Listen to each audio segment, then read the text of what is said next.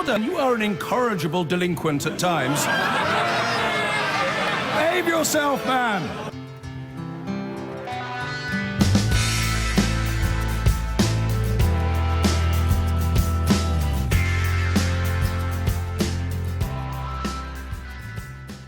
The Football Association has formally announced an internal inquiry into historical sexual abuse in the game. It comes as 20 former players contacted a special helpline set up by the Players' Union. The FA has now appointed a senior barrister to lead its inquiry, 10 days after the ex-player Andy Woodward went public with sexual abuse allegations. His claims involve Barry Bennell, a former coach at Crewe Alexandra and a convicted paedophile. Katie Gornall has more. A monster hiding in plain sight, Barry Bennell, the former youth football coach and serial paedophile with a growing number of alleged victims. Since Andy Woodward spoke out last week, more players have broken their silence. Today, Anthony Hughes, another former Crewe player, revealed he too was abused by Bennell. This morning, the Players' Union, the PFA, said more of its members had been in contact regarding historical child abuse allegations about Bennell and others. We know it's also a pattern that these youngsters are intimidated, threatened, told they're not going to make the grade as a footballer when that is their biggest dream and the dream of the parents as well, that they felt they couldn't even tell the parents. And the scale of this issue continues to escalate. The PFA says more than 20 players have contacted them to seek help. They've linked more than 6 clubs with the scandal, including Crewe, Manchester City and Stoke. Meanwhile, 4 police forces across England have opened investigations. Woodward met with FA officials earlier this week to discuss the allegations, and today the FA has confirmed it will investigate and has appointed a senior lawyer to assist with its review. In a statement, they said they'll look into what information the FA was aware of, what clubs were aware of, and what action was or should have been taken. They'll also make recommendations in order to seek to ensure these situations can never be repeated. The review was welcomed by Ian Ackley, who was one of Bennell's first victims. His evidence helped to put him in jail in 1998. Have you received any apology from the authorities, from the clubs that you were involved in as a youngster? To this day, I haven't spoken to anybody officially from any organisation, club, governing body, charity or otherwise. It's 33 years since the abuse stopped, and I've had to live with this. Some recognition would have been nice. As thousands of children around the country play the sport they love, football is coming to terms with a horrifying scandal. Who knew what and when? Katie, the FA has now begun its own inquiry, but there is a sense that this is coming a little bit late.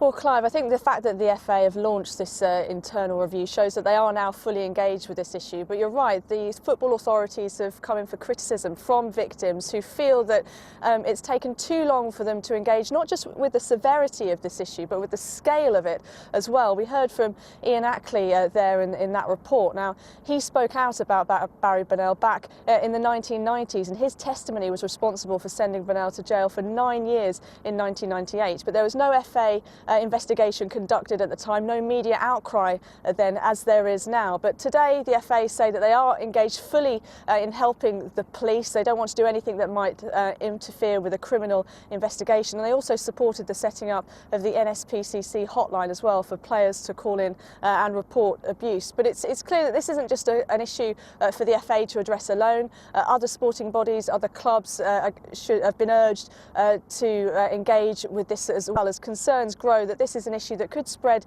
into other sports as well. Senior figures in the police and in sport as well fear that this could really just be the tip of the iceberg. Katie, thanks for that. Katie Gornall there at Wembley. The Football Association has launched an internal review into historical sex abuse allegations against youth coaches at a growing number of English clubs. The FA has hired a senior lawyer to assist the inquiry, but says it will not interfere with or prejudice any criminal investigation. Our sports correspondent, Kami Nzerim, has the story. Decades before the FA moved here to Wembley, what did they know about the sexual abuse of children? What was discussed behind closed doors, but never acted on? This morning, the Football Association bowed to pressure and said they would investigate who knew what. When Barry Bennell was working at Crewe Alexandra and Manchester City and sexually abusing young boys. One of the things that is most concerning about the allegations now is people saying, well, I raised this with the FA at the time, people at my club knew about it, but what we have to ask then is, well, why was nothing done? Why wasn't action taken that may have stopped some of these offences, may have limited the number of victims of abuse? Anthony Hughes, another player, came forward today, detailing to a newspaper the hell he says he suffered at the hands of Barry Bennell while playing at Crewe's Centre of Excellence. Bennell first jailed in Florida back in 1994, and since Andy Woodward first spoke out over a week ago, the allegations that are rocking football have extended way beyond just Crewe. Lawyers claim clubs have hushed up sexual abuse by paying victims off. And the Professional Footballers Union says they've now been asked for help by more than 20 former players. The PFA claim the allegations involve clubs across Britain. 2 more added to the list today, Leeds and Blackpool. And look at the roll call of paedophile coaches who've been locked up since Bennell.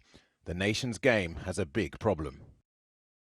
The game needs to be in the slipstream of the criminal investigation, I believe, and not just about the FA, to involve the Premier League, the Football League, the National League, the League Managers Association and the PFA. We've all got to, be a part of this, because it's crucial that we have a duty of care to our young players. Football must start to open up, to talk. But tonight, the 2 new clubs named by the PFA, Leeds and Blackpool, say they've yet to receive any information about historic child sex abuse. But they are standing by to help. And the FA has named the independent QC, who'll oversee its review, Kate Gallivant. She's advised sports clubs and governing bodies on safeguarding matters and worked on the Bishard inquiry into child protection.